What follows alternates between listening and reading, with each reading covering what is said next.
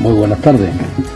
Ante todo, quiero expresarles el inmenso honor que constituye para mí estar entre ustedes, obreros, trabajadores, militantes del BNG, con quienes compartimos luchas, causas, sufrimientos, sueños, esperanzas y sobre todo la convicción de que la victoria es cierta. De nuestra parte les traslado también el saludo caluroso de mi pueblo, el saludo caluroso de mis compañeros de trabajo acá en el Consulado de Cuba en Galicia. He sido invitado para abordar un tema de vital trascendencia en lo político, en lo social e incluso en lo económico, que cobra vigencia cada día más con una fuerza, digamos, motivadora a perseverar en todas las luchas en las que se encuentra enfrascado el proletariado mundial. Tal vez acá se vea un poco desde la perspectiva europea, pero no podemos olvidar que en todas partes del mundo hay obreros sometidos a situaciones disímiles, obreros en África, obreros en Asia, obreros en América Latina. Hay que pensar en lo que son los mineros, lo que son los cañeros, lo que son esos hombres que bajo el sol y bajo todavía el látigo imperial mantienen sobre sus hombros sus sociedades. Tendríamos horas conversando de lo que significa y la historia del 1 de mayo en Cuba. Me han dicho que tengo 15 minutos nada más. Entonces nosotros nada más somos indisciplinados con el imperialismo. Aquí tengo que someterme a la disciplina. Por tanto, voy a hacer nada más que algunas referencias históricas y con mucho respeto les digo de verdad, después que yo concluya, que concluya mi compañero, si creen que hay alguna pregunta sobre Cuba, cualquiera que sea, siempre que venga con respeto, pues estamos prestos al diálogo, ¿no? A mí me gustan más los diálogos que las conferencias y los monólogos. Por tanto, si no estoy siendo indisciplinado, quieren que se produzca un intercambio, bienvenido sea. Yo, retomando un poco lo que decía el profesor, solamente quisiera aportar desde el punto de vista histórico que en ese Congreso Internacional que se celebró en 1889 en París, se adoptó un acuerdo sobre la celebración del 1 de mayo, que quiero hacer una referencia textual por el significado y la connotación que tiene para el momento histórico donde se proclama. Y es que en todos los países y en todas las villas a la vez, el mismo día convenido, los trabajadores emplacen a los poderes públicos ante la obligación de reducir legalmente a 8 horas la jornada de trabajo. Hago esta especificación porque la primera lucha reivindicativa del proletariado era fundamentalmente, entre otras por supuesto, pero la fundamental era, no sé si me equivoco profesor, el tema de las 8 horas de trabajo. En Cuba las reivindicaciones han tenido que ver incluso con independencia, soberanía, abolición de la esclavitud, igualdad de raza. Porque en 1890, que es cuando se celebra por primera vez el 1 de mayo, Cuba tiene el honor de estar entre los primeros países que lo celebra por primera vez, valga la redundancia, en ese año. Y en ese año estábamos bajo la dominación española, o sea, éramos colonia de España. En esa época librábamos una de las más cruentas batallas por la independencia de América, contra la colonia, contra la metrópolis, contra la corona. Y por eso es que digo que en aquellos momentos no solo se trataba de defender las 8 horas, se trataba de la independencia, la soberanía, la igualdad de raza y sobre todo la emancipación. Desafortunadamente viene la intervención norteamericana, o sea, España nos cede a Estados Unidos y en 1900 ya con la ocupación estadounidense se conmemora igual el 1 de mayo en Cuba. Ese fue un 1 de mayo sujeto a una gran persecución contra el movimiento obrero, contra el estudiantado, contra todas las clases sociales, las más desposeídas, por supuesto, que se sumaron a aquellas manifestaciones. Refiriéndonos un poquito a lo que sucede en 1890 y para que se entienda un poco desde el origen hasta nuestros días, porque hoy incluso, y lo trataré de decir más adelante, nuestros 1 de mayo, que tienen concentraciones como en ningún otro lugar del mundo, en Cuba es capaz de concentrarse frente a la Plaza de la Revolución hasta 2 millones de personas. No sé si hay alguno aquí que haya estado en Cuba por un 1 de mayo. ¿Han estado en un 1 de mayo? Ya. Bueno, los 1 de mayo en Cuba son multitudinarios. Este que se celebró en 1890, el primero, para que tengan idea de cuán reprimido era, a pesar de que se reconocía lo acordado, decía tácitamente, o sea, en el bando que emite la colonia a la hora de autorizarlo, para que el gobierno, las clases elevadas y el público general sepan o puedan apreciar cuáles son las aspiraciones de este pueblo obrero. Y para limitar aún más la manifestación, en el propio llamamiento se establecían límites como tiempo de duración que debía tener, si mal no recuerdo, fue específicamente entre las 3 de la tarde y las 7 de la noche. Y cito otra vez, con el fin de que los trabajos no se interrumpan. Y por otro lado se exigía que los oradores se sujeten a exponer las necesidades y aspiraciones de la clase obrera únicamente, en forma ordenada, para que nuestros conceptos puedan ilustrar la opinión. Como se darán cuenta ustedes, esto contrapone todo lo que planteaban, como decía el profesor, Mary Engels. Por ejemplo, Engels, que lo define muy bien, fue el primero en afirmar que el proletariado no solo constituye una clase que sufre, sino que precisamente la miserable situación económica en que se encuentra lo impulsa inconteniblemente hacia adelante y le obliga a luchar por su emancipación definitiva y con ella la de toda la sociedad. Es a esto justamente a lo que temía en 1890 la colonia y lo que posteriormente los distintos gobiernos de turno, siempre auspiciados, siempre sostenidos, siempre amamantados por los Estados Unidos y obviamente supeditados a los intereses de los Estados Unidos con respecto a Cuba. Para que se entienda un poquitico esto, solamente ubíquense, porque muchas personas ubican el tema Cuba-Estados Unidos después del triunfo de la revolución el 1 de enero de 1959, cuando se proclama el carácter socialista de la revolución. Eso es históricamente falso, o más bien erróneo.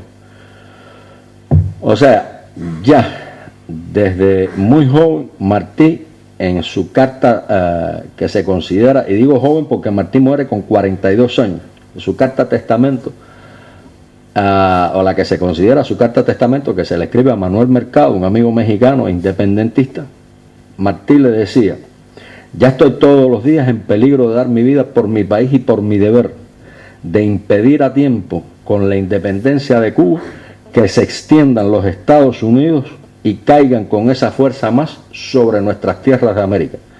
Cuanto hice hasta hoy y haré es para eso. En silencio ha tenido que ser porque hay cosas que para lograrlas han de andar ocultas. Se refería Martí en ese caso a la conspiración o sea, las características de conspiración que tenía que tener nuestra guerra, aunque ya había una fuerza insurrecta en la Manigua que enfrentaba de manera gloriosa a las huestes españolas. Créanme que cuando me refiero a España es un aspecto histórico que no puedo desconocer y lo hago con muchísimo respeto, con muchísimo cariño, pero la historia es la historia.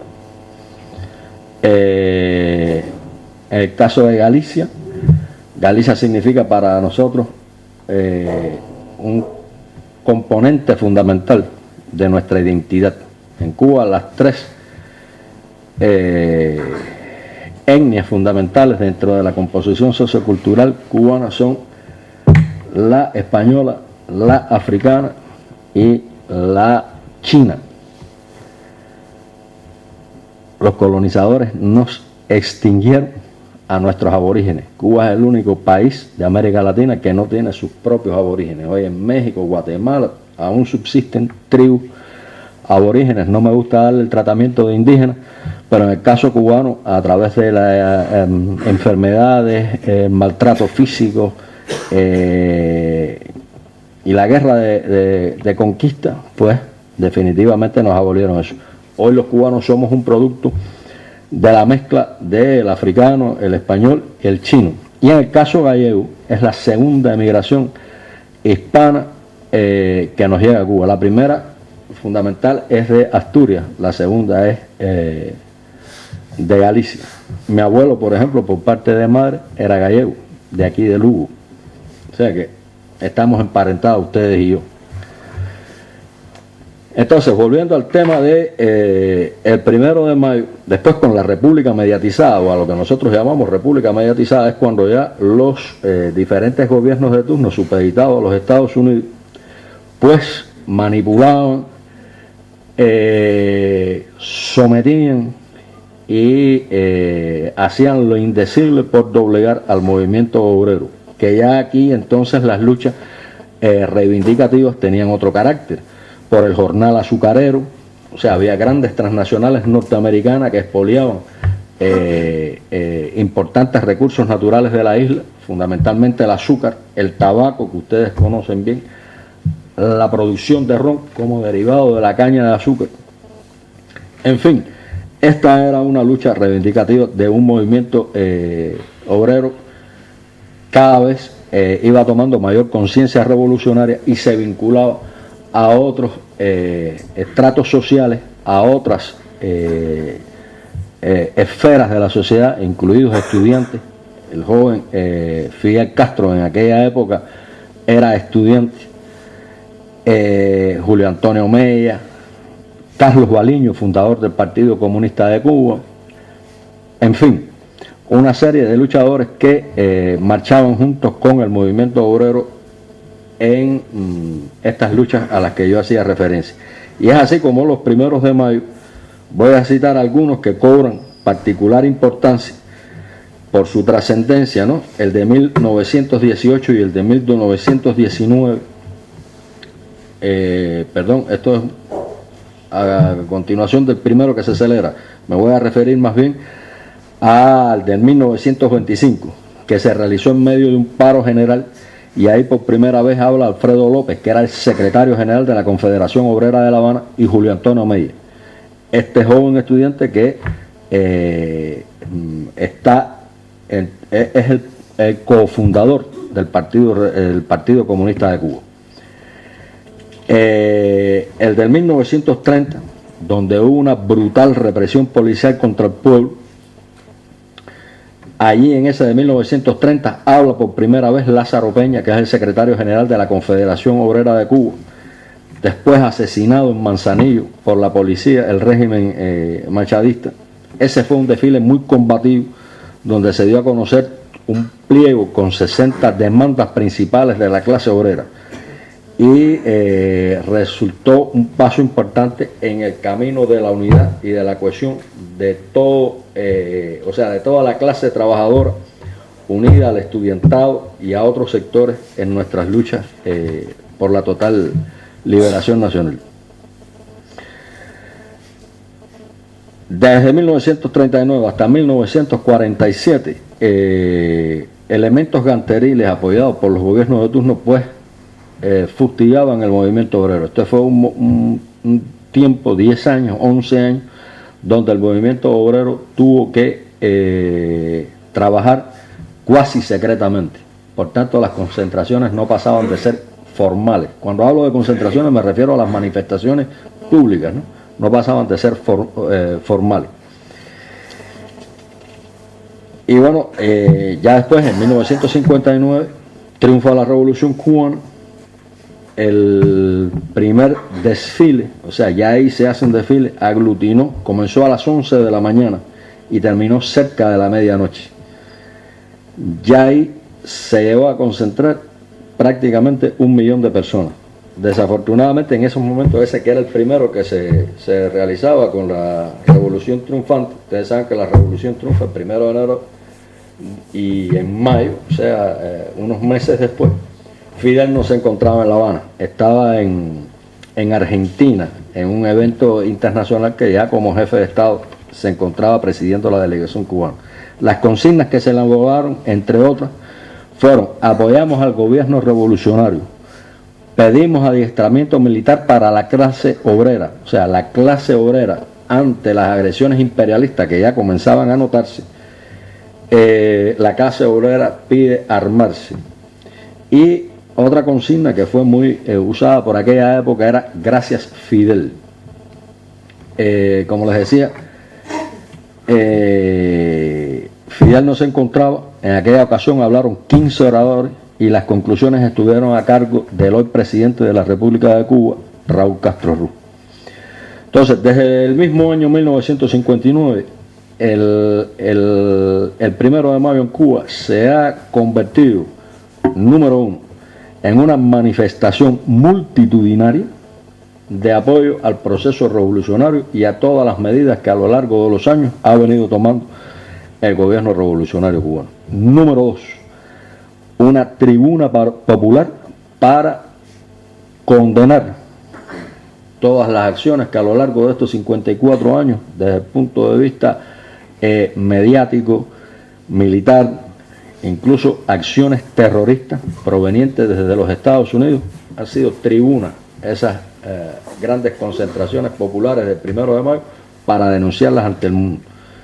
Hoy, por ejemplo, nuestra principal batalla, y que se lleva también a la tribuna del 1 de mayo, es la devolución de 5 héroes cubanos que se encuentran prisioneros injustamente en los Estados Unidos. En fin, y un poco para cerrar, porque creo que no he sido indisciplinado todavía. Mi esposa me está diciendo que sí, que ya estoy siendo indisciplinado. Entonces, nada, para cerrar, el 1 de mayo hoy para nosotros es una gran fiesta y una gran tribuna para reivindicar nuestras luchas, así como apoyar a los procesos igual reivindicativos en el mundo. Muchas gracias.